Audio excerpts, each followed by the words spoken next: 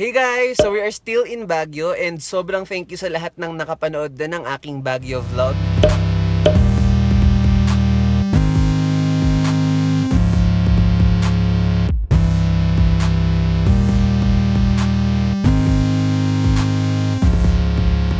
And for today's video, I'm going to do another challenge, and this is the 1,000 peso ukay-ukay challenge. Guys, disclaimer lang, this is going to be my first time na bumili sa ukay-ukay, so hopefully makaya ko siya and sana makakuha ko ng magagandang items doon. Guys, naglalakad na kami ngayon papunta dun sa Session Road kasi nandun yung ukay-ukay. And guys, super lamig dito. Ang kapal na ng suot ko pero naglalamigan pa din ako.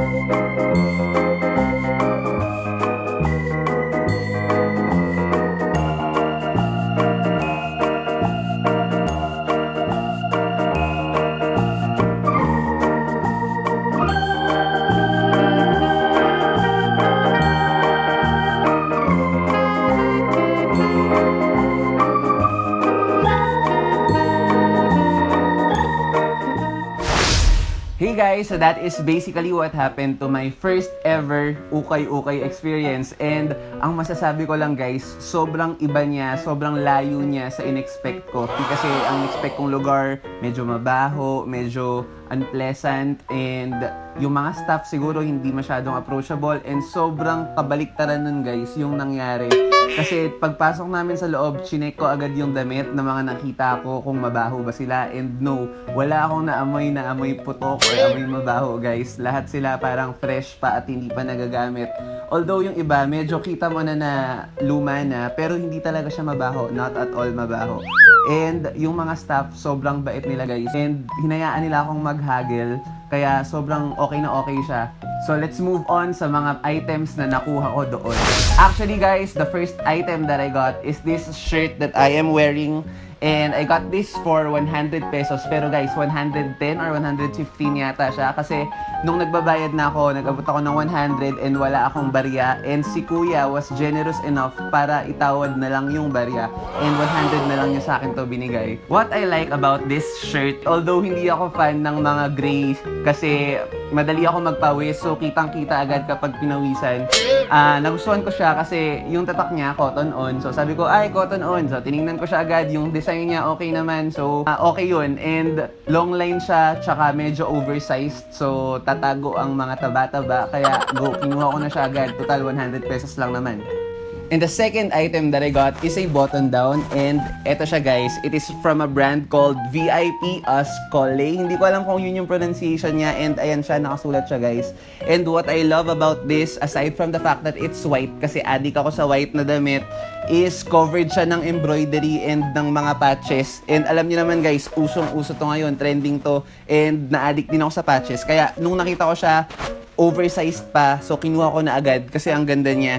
And ang sobrang worry ko lang talaga, hindi to uniform ng isang brand sa abroad kasi sobrang embarrassing nun kung pupunta ako doon tapos makikita nila Skyline Cologne tapos brand pala to. Sinearch up ko siya, wala naman akong makita, so hopefully hindi talaga siya uniform. And guys, I got this for only 175 pesos. 200 yata siya and natawaran ko pa rin siya, so okay na okay yun guys. And the third item that I got is a hoodie. And ito siya guys, it's nude and it's from a brand called CIU or CEU. Hindi ko alam kung ano yung brand na to guys or kung saan country siya galing. But what I liked about this is the color. Kasi aside from white, mahilig din ako sa mga nudes. Although, ang downside kasi sa nudes, kitang-kita kapag meron kang pawis. Pero okay lang, since hoodie naman to. And also, meron siyang patch and meron siyang parang bone na sticker dito. And I like it. I really like it. And I got this for only 175 pesos. Kasi ang pagkakatanda ko, yung button down kanina, tsaka ito, same yung store. And dapat yata 400 something siya, pero nakuha ko lang ng 350 yung dalawa. And guys, the last item that I got is something na sobrang first time ko palang makita, gustong-gusto ko na agad siya.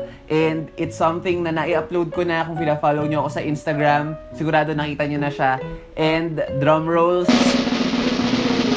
Eto siya guys, this is an Adidas bomber jacket na merong gold na embroidery and maroon na sleeves. It's cream and merong black na details. I really like this guys. Sobrang first time ko pa lang siyang makita. Gustong gusto ko na siya agad. Kasi ang mahal ng ganito, yung talagang kapag binili mo siya sa Adidas store sa ibang bansa, ang mahal niya guys. And nung nakita ko siya, kinuha ko na agad kahit ang size niya malaki sa akin kasi XL to. And siguro ipapa-alter ko siya, I don't know. Pero yung sleeves niya, pina-alter ko na. And nagamit ko na siya one time nung lumabas kami ng friends ko and nagustuhan nila. Sobrang ganda niya guys. And sobrang worth the money. Sabi ni ate, nung nakita ko to, 500 pesos. Pero natawaran ko siya ng 300 lang. And sobrang okay niya guys. As in, walang mga patches na mahahalata na luma. Kaya okay na okay siya guys. Kapag pupunta kayo sa ukay-ukay, one tip, always look for jackets. Kasi yung jackets talaga, kahit medyo luma na, ang ganda pa rin niya guys. Tapos yung ano niya, yung stripes niya pala, felt siya. So, meron talagang something na special about it. I really like it and this is something na isusuot ko talaga palagi kahit sa ukay-ukay ko siya nakuha.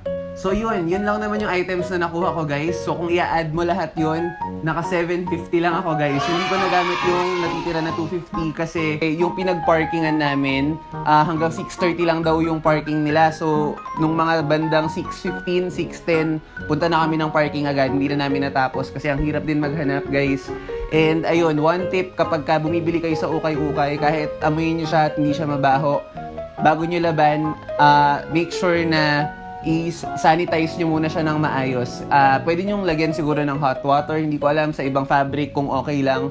Pero ayun, maganda na yung nag-iingat tayo. So ayun, sanitize nyo siyang mabuti and laban nyo siya ng sobrang okay para sure na walang makukuhang anything na masama dun sa damit or any sickness or any odor sa damit na yon. And ayun guys, if you like this video, don't forget to give this video a thumbs up and comment down below the videos that you want to see next on my channel.